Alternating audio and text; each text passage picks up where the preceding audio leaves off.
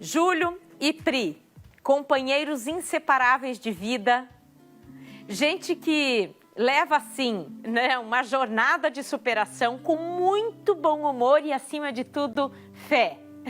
Que sorriso é esse sempre estampado no rosto do Júlio, que passou por maus bocados nos últimos tempos, mas que mostra que a gente pode ser muito mais forte até do que a gente imagina.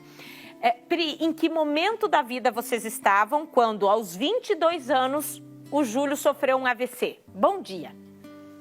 Bom dia, Vanice. Um prazer enorme estar aqui com vocês.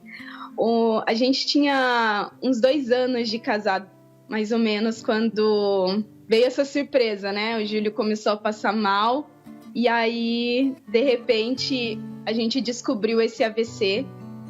Foi um baque, porque não era algo que nós esperávamos, não era algo assim que estava nos planos, né, de um casal com apenas 2 anos de casados, né?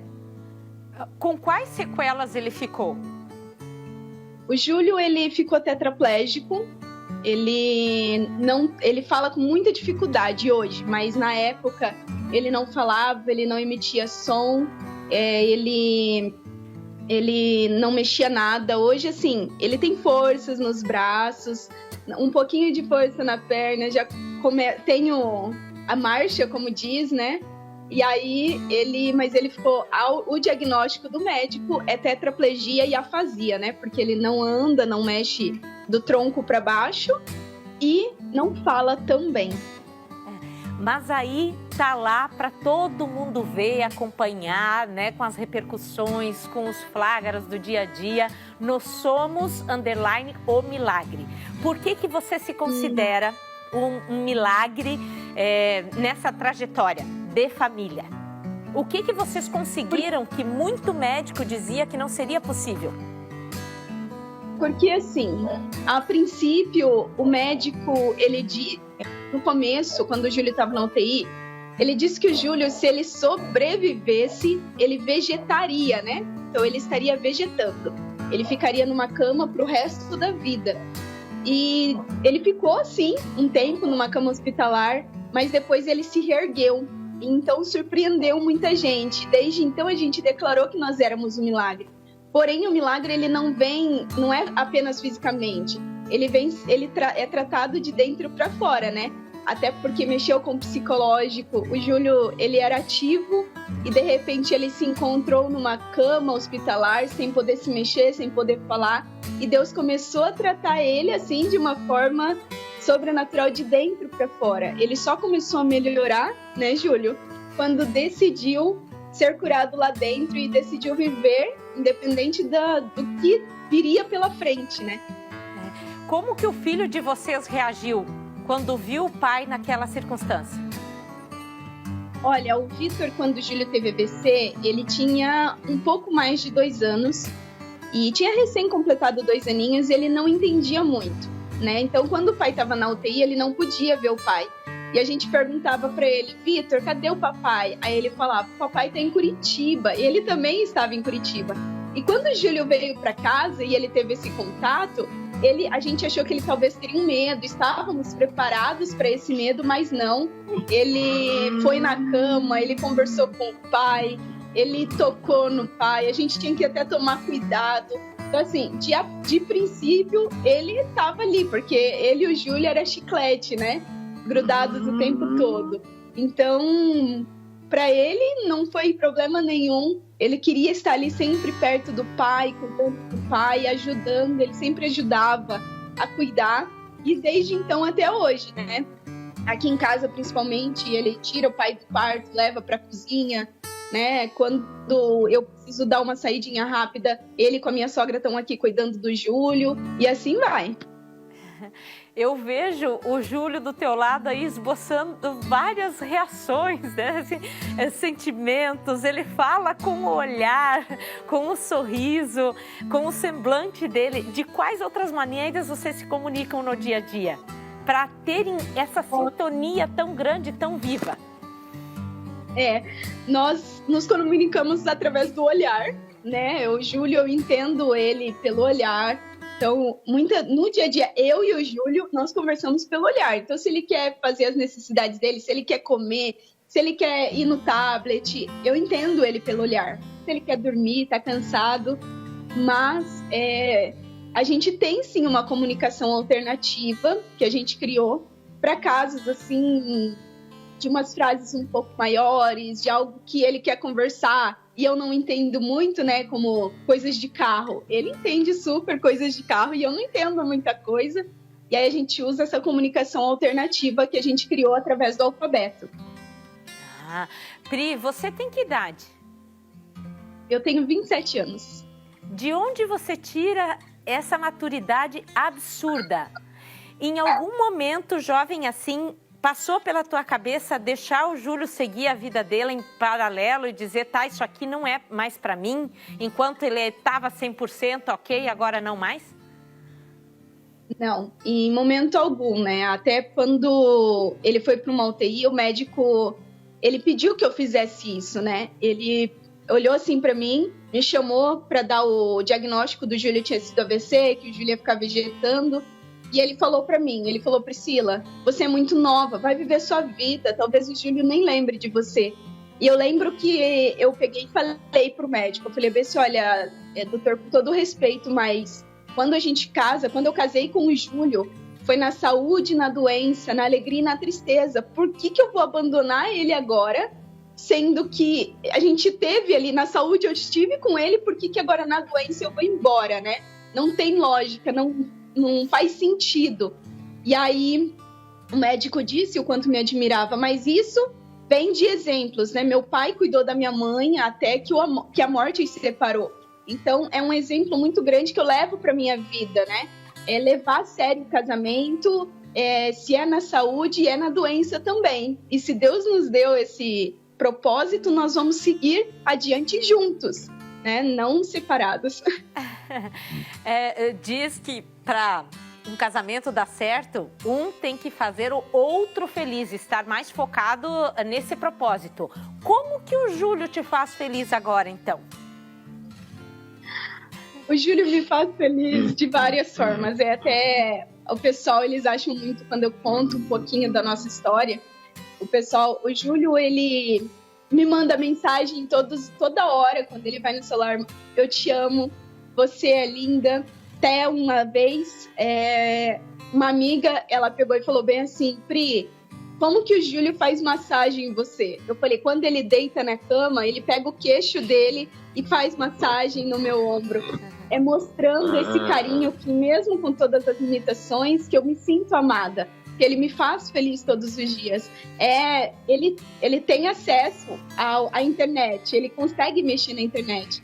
E volta e meia chega uma caixa aqui em casa e é um presente para mim. É dessa forma que ele mostra o quanto ele me ama, que ele me faz feliz o tempo todo, né?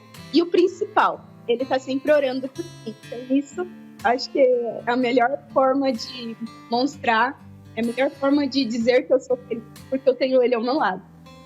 Nossa, ele trabalhava com o que antes? Ou estudava, estava fazendo faculdade? Você trabalha fora? Quem sustenta a casa? Então, o Júlio, ele era projetista, né? Ele trabalhava como projeto. Ele fazia projetos de casas para os clientes aprovarem para ir pro engenheiro, né? E aí, eu não trabalhava, eu sempre fiquei em casa com o Vitor. E hoje, a gente tem a aposentadoria do Júlio, que é um pouquinho mais de um salário mínimo, né? A gente conseguiu, depois de 6 anos de muita luta, de ir atrás dos advogados, né? A justiça não queria pagar. E aí, a gente conseguiu a aposentadoria do Júlio, o auxílio-doença, como diz. Mas isso é o que nos mantém hoje, né? Essa aposentadoria do Júlio.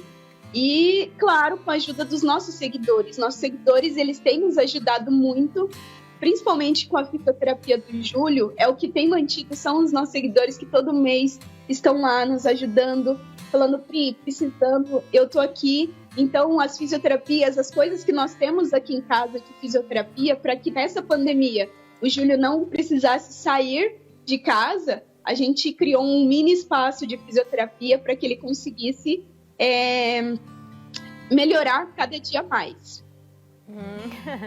Agora a gente precisa entender como que vocês viraram sensação na internet assim tão rapidamente, né? Porque ele tem um talento, um dom que muita gente ainda desconhece. Que história é essa de desenhar com a boca? Como? O Júlio, ele sempre gostou muito de desenhar. Nossa, ele sempre foi apaixonado por desenhar carro desde os 15 anos. Veio o AVC, não tinha como, e aí foi que na pandemia nós falamos, Júlio, você mexe no celular, né? Vamos tentar transferir a caneta do celular por um lápis? E aí foi que ele não perdeu esse dom e ele começou a desenhar com a boca. E foi saindo, e saiu carros, Fusca, caminhonetes, Kombis, né? E ele voltou a desenhar, né? Então, foi algo assim surpreendente, confesso, porque desenhar com a mão já é difícil. Imagine com a boca, né? A coordenação motora. E ele conseguiu desenhar. Hoje a gente consegue fazer algumas rifas. Algumas pessoas já adquiriram os desenhos do Júlio porque quer ter aquele desenho. A gente até brinca, né? A gente fica aqui